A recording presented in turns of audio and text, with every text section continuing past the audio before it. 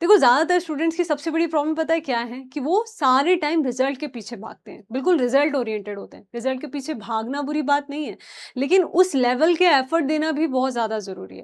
लेकिन इसका मतलब ये नहीं है कि आप एफर्ट नहीं दे रहे हो। मुझे पता है कि आप लेक्चर्स भी लेते हो, उनके नोट्स भी बनाते हो, चीज़ों को रिवाइज भी करते हो और न जाने कितनी बार अपनी मनचाही चीज़ों को सेक्रीफाइस भी करते हो सिर्फ इसलिए ताकि अच्छे से पढ़ सको, रिजल्ट आ जाए। लेकिन पता है उसके बाद भी अगर रिजल्ट नहीं आता है तो एक डीमोटिवेशन होता है और एक एक स्ट्रगल का फेज स्टार्ट होता है जहाँ पे आप खुद से स्ट्रगल करने लगते हो। अंदर से डीमोटिवेशन आता है, उसके बाद जो बची कुची कसर होती है वो रिलेटिव्स पूरी कर देते हैं, फ्रेंड्स पूरी कर देते हैं और फिर उसके बाद आपको लगता है कि ये चीज़ आप कर ही नहीं सकते हो।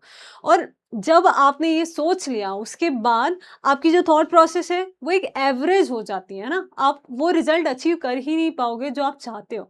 और यही जो चीज़ होती है 95% स्टूडेंट्स इसी लूप में फँस के रह जाते हैं। अगर आपके साथ भी यही चीज़ होती है तो ये जो ग्राफ है, ये मैं आपको बताने वाली हूँ। इस ग्राफ से आपको आपकी पूरी स्टडी लाइफ साइकिल जो है वो अच्छे से समझ में आ जाएगी और आपका जो दिमाग है वो पूरी तरह खुल जाएगा। क्योंकि ये प्रॉब्लम सिर्फ़ आपकी नहीं है, ये हर एक स्टूडेंट की ये प्रॉब्लम है। लेकिन फिर भी उसमें से कुछ स्टूडेंट्स ऐसे होते हैं जो इस लूप को क्रॉस कर लेते हैं, मनचाहे नंबर ले आते हैं, हर वो सक्सेस अचीव करते हैं जो एक टॉपर करता है। तो क्या कमी आ जाती है उस स्टूडेंट के और आपके बीच में? कैसे आप इस लूप में फँसे रह जाते हो? ये ग्राफ आपको बहुत अच्छे से बताता है। देखो क्या है ये ग्राफ? इसको बोलते हैं कंपाउंड इफेक्ट थ्योरी, ठीक है? इस ग्राफ में आपकी पूरी प्रोसेस बताएगी और इसका जो कोर है वो है एफर्ट। आप कितने एफर्ट लगा रहे हो उस रिजल्ट को अचीव करने के लिए। एफर्ट तो लगा रहे हो, लेकिन देखो जो एफर्ट होता है ना, ये आपकी जो स्टडी का जो फेज़ होता है वो 3 हिस्सों में बँटा हुआ होता है। कैसे बँटा हुआ होता है? बिल्कुल ईज़ी लैंग्वेज में समझा रही हूँ। इस वीडियो को देखने के बाद आपको बहुत अच्छे से समझ में आ जाएगा कि ये जो डेली का स्ट्रगल है ना, उसके पीछे का कारण क्या है और कैसे आपको इससे आगे निकलना है ना? लेकिन जाना तो इसी रास्ते से है, ऐसा नहीं है कि कोई शॉर्टकट है पढ़ाई का, ठीक? अब देखो क्या है ये चीज़ क्या बता रही है आपको। सबसे पहले आपका जो स्टडी फेज़ है ना? अगर आप कोई सी भी तैयारी कर रहे हो, चाहे आप स्कूल में हो, चाहे आप कॉम्पिटिटिव एग्ज़ाम की तैयारी कर रहे हो, आपको इस फेज़ से निकलना ही पड़ेगा। क्या फेज़ होता है ये? सबसे पहले होता है एफर्ट फेज़, ठीक है? ये स्टार्टिंग पीरियड होता है। जब आप किसी भी चीज़ की शुरुआत करते हो, ठीक है? नई क्लास स्टार्ट होती है या फिर किसी कॉम्पिटिटिव एग्ज़ाम की स्टार्टिंग करते हो, तो पहले शुरुआत में आपके अंदर बहुत आग होती है, ठीक है? आप खुद खूब एफर्ट लगाते हो, डोपामाइन भी होता है पढ़ाई करने का, ठीक है? शुरुआती जो फ़ेज़ होता है ना? आप इतना ज़्यादा रिज़ल्ट ओरिएंटेड होते हो और चाहते हो कि मैं क्या ना कर दूँ, ठीक? इस फ़ेज़ में जब आप होते हो, तो आप खूब शिद्दत से पढ़ाई भी करते हो, है ना? यहाँ पे एफर्ट बहुत ज़्यादा होते हैं। कितने ज़्यादा होते हैं? लगभग सबसे ज़्यादा एफर्ट होते हैं, लेकिन यहाँ पे आप रिजल्ट के बारे में कम सोचते हो। क्यों? यहाँ पे जो रिजल्ट होते हैं ना वो बिल्कुल ना के बराबर दिखाई देते हैं। क्यों? क्योंकि यहाँ पे आपको पता होता है कि ये शुरुआती फेज़ है जहाँ पे मुझे सिर्फ एफर्ट लगाना है। लेकिन उसके बाद शुरू होता है मिड फेज़, ठीक है? और ये होता है स्ट्रगल फेज़, ठीक? इसमें क्या होता है, ये जो स्ट्रगल फेज़ होता है, यही सबसे ज़्यादा खतरनाक होता है और इसी में ज़्यादातर स्टूडेंट जो होते हैं वो फँस जाते हैं और उनको बोरियत फ़ील होने लगती है, पढ़ाई से उनका मन उचट जाता है और उसके बाद उनको पढ़ना इतना ज़्यादा मुश्किल हो जाता है कि वो गिव अप कर देते हैं और इसी फेज़ में 95% स्टूडेंट्स जो होते हैं वो आउट हो जाते हैं। यही वो फेज़ होता है, ठीक? अब इस फेज़ को कैसे तोड़ें? देखो, इस फेज़ में क्या होता है, इस फेज़ में आपके जो एफ़र्ट्स होते हैं ना, उनमें थोड़ी कमी हो जाती है, ठीक? ये जो आपके एफ़र्ट्स होते हैं ना यहाँ पे, ये 50% हो जाते हैं। अब यहाँ पे ऐसा नहीं है कि आपको रिज़ल्ट नहीं दिखेंगे। मान लो कि आप जो पढ़ाई कर रहे हो, जो टेस्ट दे रहे हो, उनमें मार्क्स आते हैं, ठीक है? लेकिन यहाँ पे आपका एक कंपैरिज़न फेज़ भी स्टार्ट होता है, ठीक?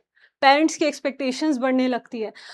आप अपने जो फ्रेंड्स हैं उनसे कंपेयर करने लगते हो। फिर उसके बाद आपको लगता है कि मुझे डेली बेसिस पे जितनी मैं मेहनत कर रहा हूँ उतना रिज़ल्ट नहीं मिल रहा है। कंसिस्टेंसी भी यहाँ पे टूटने लगती है, ठीक? तो ये जो फ़ेज़ होता है ये सबसे ज़्यादा खतरनाक होता है और मुझे पता है कि आप सब इस फ़ेज़ में होंगे, है ना? जो इस फ़ेज़ में है मुझे कमेंट करके ज़रूर बताना, ठीक? तो उससे निकलने का और भी जो तरीके के जो सॉल्यूशन है वो मैं आपको बताऊँगी।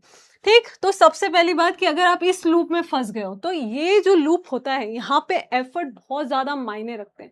अगर आप डेली बोरियत फ़ील कर रहे हो, तो कोई ऐसी ऐसी चीज़ नहीं है कि आप एक गलत लूप में फँस गए हो। आपको सिर्फ़ और सिर्फ़ वो एफ़र्ट कंटीन्यूअसली लगाने हैं, ताकि आप यहाँ से निकल के इस रिज़ल्ट वाले फ़ेज़ तक पहुँच पाओ। है ना? क्योंकि ये पता है कौन सा फेज है, ये वो जो जापानीज बैम्बू ट्री वाला फेज है। आपने सुना होगा कि जापानीज जो बैम्बू ट्री होती है उसको जब लगाया जाता है तो वो लगभग 4 साल का समय लेती है। 4 साल तक उसकी कोई ग्रोथ नहीं दिखती है, ठीक? वो सिर्फ और सिर्फ जमीन के नीचे होती है।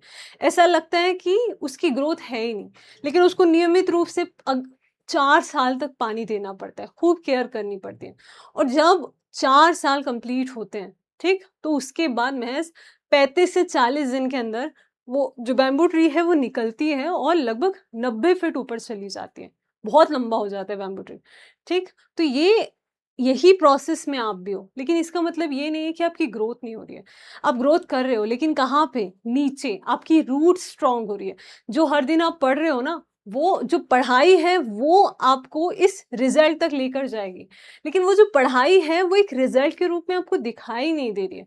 उसका एक समय आएगा, जब वो समय आएगा तो उसके बाद एक के बाद आप एक आपके सारे रिजल्ट्स क्लियर होंगे। आपको पता चलेगा कि हाँ, आपके जो एफर्ट्स थे वो रिजल्ट में कन्वर्ट हो रहे हैं। लेकिन उसके लिए आपको ये बोरियत वाला जो लूप है ना, डेली पढ़ना, उठना, एक टाइम टेबल फॉलो करना, उस चीज को डेली डेली फॉलो करना पड़ेगा। और उसके बाद आप पहुंचोगे इस रिजल्ट वाले फेज में। यहाँ पे देखो क्या होगा कि आपके जो एफर्ट्स है ना वो बहुत कम हो जाएंगे। आपको ज्यादा एफर्ट देने ही नहीं पड़ेंगे। अब बहुत थोड़े से एफर्ट्स दोगे, चीजें सिर्फ रिवाइज करोगे और आपके यहाँ पे टेस्ट के मार्क्स आने लगेंगे, ठीक? आपको हर आंसर अच्छे से याद आने लगेगा, आपकी सारी एग्जाम्स क्लियर होने लगेगी, ठीक? तो यहाँ पे आप रिजल्ट वाले फेज में तभी पहुंच पाओगे जब आप इस स्ट्रगल वाले फेज को पार कर पाओगे, ठीक है? तो आपको वो जापानीज बैम्बू ट्री बनना है जो 4-5 साल स्ट्रगल करती है, लेकिन जब निकलती है तो इतनी तेजी से निकलती है कि लोग उसकी ऊंचाई देखकर हैरान हो जाते हैं, ठीक? और ये जो स्ट्रगल फेस होता है ना, देखो इसके लिए मैं आपको ये जो बोरियस सी जो होती है ना पढ़ाई करते करते, उसके लिए आप बहुत सारी अलग अलग टेक्निक्स होती है जिसको आप यूज कर सकते हो ताकि पढ़ाई में आपका इंटरेस्ट बढ़े, डोपामीन आए, ठीक? और उसी के लिए मैं आपको अलग अलग टेक्निक्स बताती रहती हूँ। अगर आपको लगता है कि आपको एक स्टडी टेक्निक सूट नहीं कर रही है तो आप दूसरी कर सकते हो, ताकि आपको हमेशा एक एक्साइटमेंट हो पढ़ने के लिए। उसके लिए आप मेरे जो दूसरे वीडियोस हैं वो देख सकते हो, जिसमें मैंने आपको एक्टिव रिकॉल हो गया, ठीक, 147 टेक्निक हो गई, उसके बाद ब्रेन मेमोरी पावर इंक्रीज करने के लिए जो टेक्निक्स होती है वो सारी बहुत अच्छे से बताई है। अब उन सबको अलग अलग करके फॉलो करके देखो कौन सी आपको सूट होती है। हर बच्चा अलग अलग होता है, सबको अलग अलग टेक्निक सूट होती है, लेकिन वो जब आप करोगे तभी आपको पता चलेगा कि आपके लिए कौन सी टेक्निक बनी है, ठीक? तो देखो रिजल्ट के लिए बेफिक्र रहो। अगर आप वो एफर्ट लगा रहे हो ना और वो कंसिस्टेंसी रख रहे हो तो एक टाइम के बाद आपको रिजल्ट मिलना तय है, ठीक? तो उम्मीद करती हूँ कि आपको ये जो ग्राफ है, कंपाउंडिंग इफेक्ट थ्योरी जो है वो बहुत अच्छे से समझ में आई होगी। और इसका सीधा सा फंडा ये है कि आपको हर दिन 1% बेटर होते जाना है, ठीक है? जिसको काइजन इफेक्ट भी बोलते हैं, एक तरीके से आप समझ सकते हो कि आपको हर दिन एफर्ट लगाना है और थोड़ा थोड़ा थोड़ा करके आप वहां पहुंच जाओगे जहां पहुंचना चाहते हो, ठीक? तो उम्मीद करती हूँ कि आज का ये जो वीडियो था वो आपके लिए बहुत ही इफेक्टिव रहेगा। ऐसे ही इंटरेस्टिंग वीडियोस मैं आपके लिए लाती रहूंगी। अगर चैनल को सब्सक्राइब नहीं किया है तो कर लो। Thank you.